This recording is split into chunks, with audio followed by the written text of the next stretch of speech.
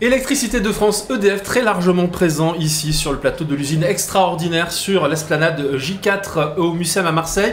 Et nous sommes en compagnie de Christophe Carval, le directeur exécutif du groupe en charge de la direction des ressources humaines. Bonjour monsieur le directeur. Bonjour monsieur. Les ressources humaines, il faut toujours s'adresser de manière extrêmement correcte au DRH, hein, ça peut toujours servir à un moment donné. Bonjour monsieur. Alors vous avez le sourire, vous allez nous présenter le groupe, effectivement.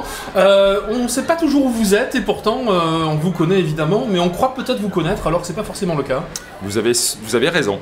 Je pense qu'EDF, c'est une entreprise qu'on connaît, c'est-à-dire qu'on sait que depuis 70 ans, elle est dans les métropoles, dans les territoires, qu'elle fait de la production, du transport, de la distribution, de la commercialisation d'électricité.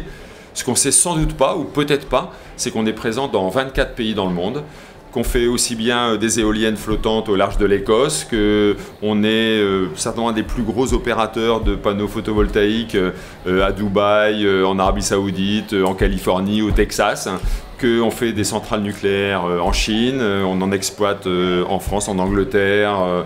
Il y a la recherche et le développement évidemment en permanence, j'imagine. On fait beaucoup de recherche et diversifier vos sources. Beaucoup de recherche et développement, par exemple on travaille sur les batteries, pour qu'il n'y ait pas que des batteries chinoises dans les prochains véhicules de demain. C'est l'enjeu de ces prochaines dizaines d'années, si je ne me trompe pas. On fait de la recherche sur l'hydrogène, parce que ça peut être aussi une solution énergétique propre dans le monde de demain. Voilà, donc on est à la fois une entreprise que vous connaissez et en même temps une entreprise qui turbule et qui se renouvelle beaucoup, qui se transforme beaucoup. Alors, c'est ce que vous êtes venu montrer ici à l'usine extraordinaire, effectivement. Pourquoi être venu ici à la rencontre de ces jeunes gens là qu'on voit un peu autour, finalement ?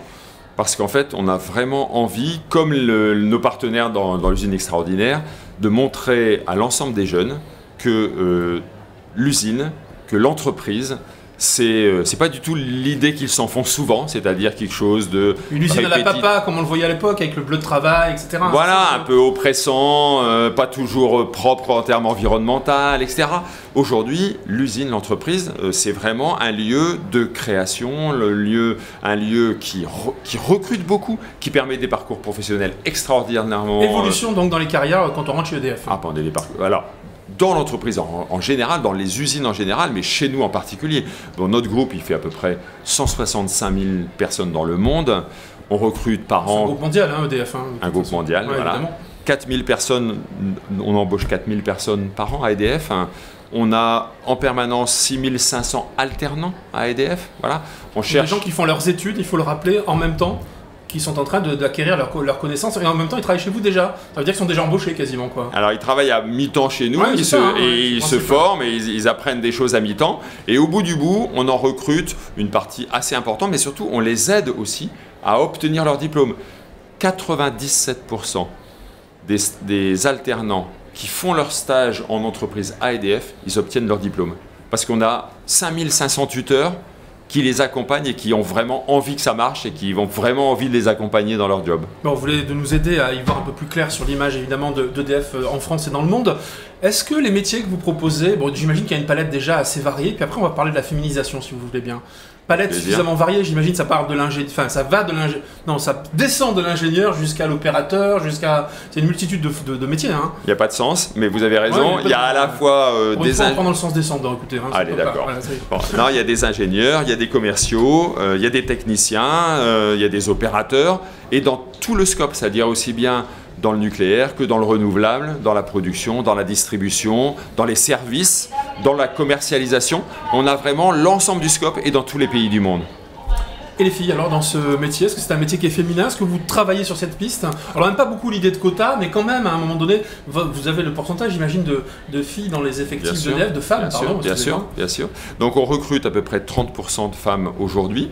On aimerait bien même recruter plus de femmes, mais il n'y en a pas suffisamment dans les métiers techniques. Donc quelque part, on sait que...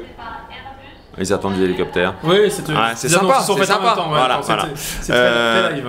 On voudrait, si c'était possible, recruter même plus de femmes, mais on n'en a pas tant que ça dans les écoles qui aujourd'hui... C'est un appel que vous lancez alors. Absolument. Les femmes, les filles, les jeunes femmes, les jeunes filles qui sont dans les écoles, n'hésitez pas à vous orienter vers les métiers de l'industrie. Il y a beaucoup de place. Et alors, ce que je pourrais aussi annoncer, parce que je pense que c'est important, c'est qu'on en recrute 30%, mais on a réussi depuis quelques années à en monter, entre guillemets, de l'ordre de 30% dans nos comités de direction.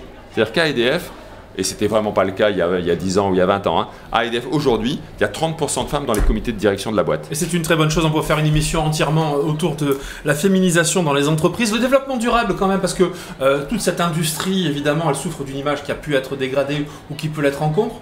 Comment est-ce que vous œuvrez chez EDF pour le développement durable et comment est-ce que vous collez justement aux véritables préoccupations de l'ensemble de la société ? Alors à plusieurs niveaux et à plusieurs titres, hein. D'abord, je pense qu'il faut vraiment que tous vos auditeurs sachent qu'on est à peu près à 98% de production d'électricité décarbonée au sein du groupe EDF. C'est-à-dire que quelque part, toute l'électricité française, elle est produite à base de sources non consommatrices, enfin productrices de gaz carboné. Quelques instants. Le nucléaire, l'hydraulique et le renouvelable, donc à la fois le photovoltaïque et l'éolien. Donc on a tout ce scope-là. Hein, voilà. Et tout ça, ça fait à peu près plus de 90%. Les objectifs que vous êtes fixés alors ? Alors, c'est de poursuivre dans cette logique-là et d'être capable dans la durée de continuer à produire de l'énergie décarbonée. On est aujourd'hui un des leaders dans le monde d'électricité décarbonée, mais notre deuxième objectif, c'est de placer cette électricité décarbonée dans plus d'usages. C'est-à-dire qu'aujourd'hui, si on arrive à mettre plus d'électricité dans les véhicules... On parlait des batteries tout à l'heure, évidemment. Exactement. Eh bien, ça veut dire qu'il y aura moins de carburants fossiles qui seront utilisés, donc moins de gaz à effet de serre. Si on met plus d'électricité dans les logements, on aura moins de gaz, moins de fuel, etc. Et donc là aussi, moins de CO2. Donc quelque part, l'électricité, ça a d'ailleurs été validé par les pouvoirs publics dans la PPE. Avec des objectifs en la matière, évidemment. Exactement. L'électricité, c'est l'énergie qui permet de décarboner et sans doute de sauver la planète. Et celle d'EDF, elle est super décarbonée. Profitez-en. Profitons-en, c'est le message de Christophe Carval, le directeur exécutif du groupe EDF en charge des ressources humaines. Merci d'avoir été notre invité sur ce plateau un plaisir. De l'usine extraordinaire. Merci à vous. Merci monsieur.